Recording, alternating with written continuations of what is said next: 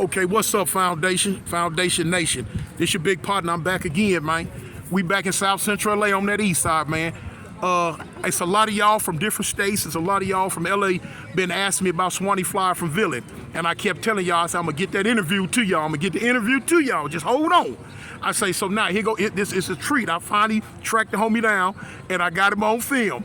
I say, so look, we gonna kick it, we gonna interview, we gonna talk, and he gonna let y'all know his life story. He gonna let you know where he coming from. He gonna let you know everything off his side of the fence. So without further ado, Mr. Swanny Flyer from Villain, y'all. Swanny Fly off the east side, off the 50s, off 52nd and Hooper, Ascot, off the 56th area side too. I'm a ex-gang member. I used to gang bang from Bloodstone, Villain. I've been into a lot of rivalry gangs off the east side from different hoods that we done war with.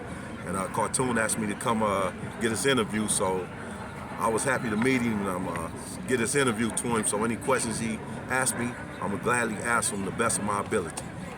That's right, homie. Okay, question number one. A lot of people want to know how to put it.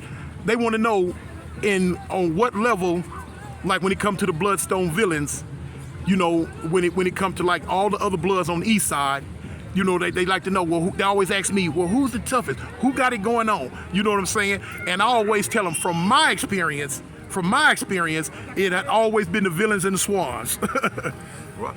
Yeah, well, in that aspects, the villains, but once upon a time, the villains, we was big in the 80s, right? You had the 20 laws, the 30 power rules, the 4 deuce power rules, and so on. Then you had the Bloodstone villains, and then farther down you got the swans.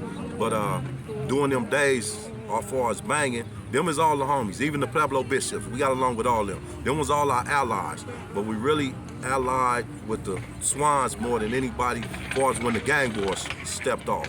So we used to write MSBSV on the wall, and we used to just war a lot with basically like East Coast is, 59 East Coast, 76, 6 deuces, 5 trays, 4 trays, 4 8s, 4 deuces, 40s. And them was our rivals as a gang. We war with them on their side, they war with us on our side. And every hood over here had their downs and up between Bloods and Crips. Didn't nobody really win no war because a lot of homies lost a lot of homies. So, in that aspect, as I got older and as Toon got older, we used to war against each other. He's a good brother, I love him, black man. So, we just try to straighten our past with our homies and try to get everything else together around this community off the east side.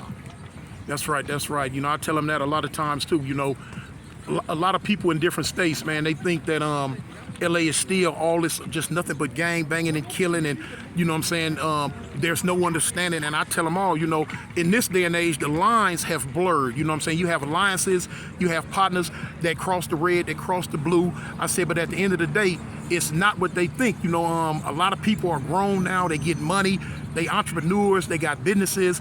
We got a lot of the stuff that's developing the community and bringing up the community. Tell my viewers, homie, about some of the things like the intervention groups that you involved in. Oh yeah, I do. I used to do Unity too when I got out, for helping gangs and helping early people in gangs get tattoos off of them, dealing with people with certain issues with different hoods. It's kind of hard, me being a Blood and dealing with Crips too, and dealing with my own kind. It's easy, but I done met a lot of Crips doing this gang intervention stuff, and a lot of these dudes, if I knew them back then, they good brothers. I wish some of them was from my hood. They solid as fuck. I mess with a lot of Crips in LA.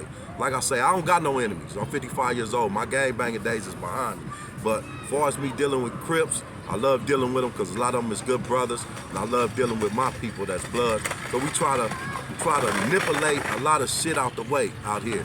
But LA done got so messed up with these youngsters, and they mingle with each other, they do shit, and they just out wild. They never knew how the 80s was. They knew how the 80s was for a person gang banging, because we wore colors. Right. Our uniforms was khaki suits. Just like a police uniform is all black, we wore khaki suits, so we was able to identify each other. These youngsters wear the same thing, so they can't identify each other. So if they see somebody in a different neighborhood, they just gun them down, and that ain't right. So we trying to get our young homies to understand that. That's real, man. When I got out, I wasn't aware of like the color code, how they had disbanded the color code, and you know, I always speak on my interview. I mean, like on a lot of my interviews, a lot of my podcasts.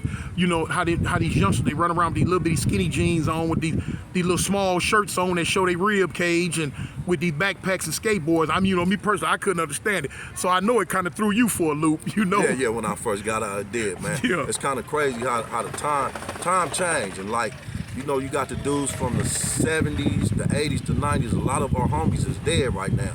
So we tried, all the gang members that's in the 50s, that's Bloods and Crips, they really mingle with each other. Right. So, and the hoods is so messed up now that it's like playing the devil and God, right? Right. The devil can't do nothing without God's word. So you got big homies that try to teach the little homies, but you also got the dudes behind the sticks and behind the trees telling them, you know, F that dude, man. Don't listen to this dude, man. Y'all going to do that, man. He ain't, well, it's some dudes that's out here from Crips or Bloods from these hoods wasn't really nobody.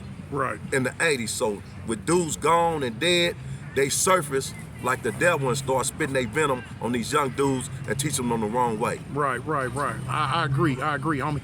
I had been gone a long time, and but one of the things that helped me, I used to always call back to the set and talk to my homeboy Lil Avalon Blue, and he would always tell me, he'd be like, homie, look, this done changed, that done changed, it's this way, that way, this way, that way. And I was like, for real?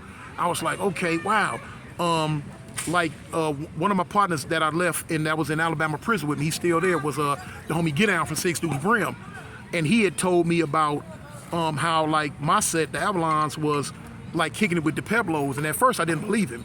And then, you know, he told me, he's like, you will see when you get out. So when I finally got out, I seen it and I was like, oh wow, it was true. And I was like, well, you know, man, I was like, you know, it just kind of threw me, because I never would think that, you know, it would go that route.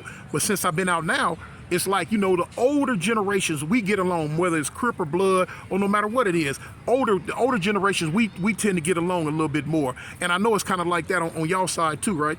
Yeah, most definitely it's like that on our side. You know what I'm saying? I get it like my road dog right now is from Raymond Crip. I fuck with him, Lil Judd. That's my dog. We tightest. I met him during the time of my job, right? And me and him got along real good, and we like brothers right now. Right now to this day, I can call him, he can pull up, and me and him mingle. We go eat, we chill and kick it and everything. And that's my dog right there. Right. That's one of the things I had learned at first, like on Fire Trade Day or Fire Deuce Day, you know, wherever we go, whatever park we may be in, wherever, you know what I'm saying, function or beach we might go to, it's like you're gonna have the Fire Trays there, you're gonna have the Fire Deuce Broadways, and you had the Fire Deuce Peblos there. And I kind of learned, like, hey man, you know what, it don't make a difference what side of the fence nobody from.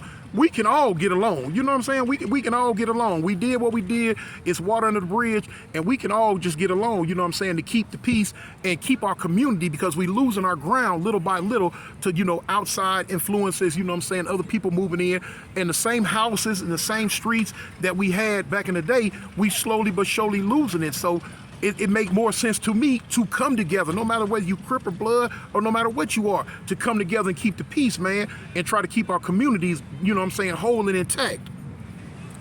Right. Yeah, exactly like Cartoon said. That's real, because me and Cartoon, we used to bust at each other and all type of stuff. We was kids. We banged against each other. We was kids. Real gang members, man. Solid dude. Never told on nobody. Went to the pen, stayed straight. And we did what we did as he was claiming Fire Trey, I was claiming Villain. And that was our war. You know, we warred and warred. We always never did like each other. And look, I'm sitting in front of this brother like on some grown man shit. And the brother, I like him. I like his poise. He kept it real. When they asked him questions on Care Mac about our neighborhood, he kept it 100. And I appreciate the brother, and I'm glad the brother's still here. It's a God-blessing thing that God brought us together. That's right, man. That's right. If we can get them youngsters, homie. I know one thing I learned since I've been out, like every set is going through the same thing, and it's a situation where the youngsters don't respect the older homies no more. You know, no matter what we say to them, no matter how we try to teach them and school them, they still gonna go their own way, and they still just gonna, like, you know, forget them. I don't know what's the vendetta they have against the older homies. They feel like we done dropped the ball, like we let them down, and I don't know what it is. And I know how we going through it, and I'm quite sure y'all probably going through the same thing. Yes, the same thing. Dudes don't listen to I think a young dude ought to listen to his big homie. If your big homie ain't no snitch, I never fucked with no punk in the pen, and always kept it solid for whatever he did for the hood, and looked out for the hood and done certain stuff to the hood to keep the hood together. I think the youngsters ought to really listen to a real big homie, not no soft big homie. Do your history about your big homie. If you know your big homie is solid, respect him, man. You should not never disrespect your homie, because all he gonna do is have love and tell you what's right.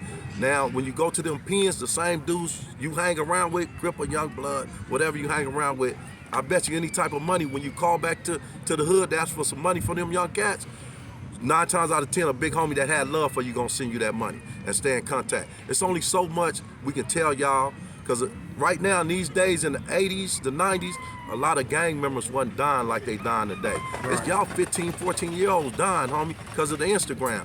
Young dudes need to stop posting stuff on Instagram, stop being Instagram bangers, stop all that, man. Live your life, man. Try to do what's right. If you gonna bang, bang. Don't have one foot in, one foot out. If you gonna be a real banger, because real bangers they don't share clothes with their enemies. Right, right. That's one of the things I've been saying too. Me personally, I would like for everybody just lay the rag down and let it go. You know what I'm saying? Or if you gonna be in it 100. Stop half stepping and stop playing.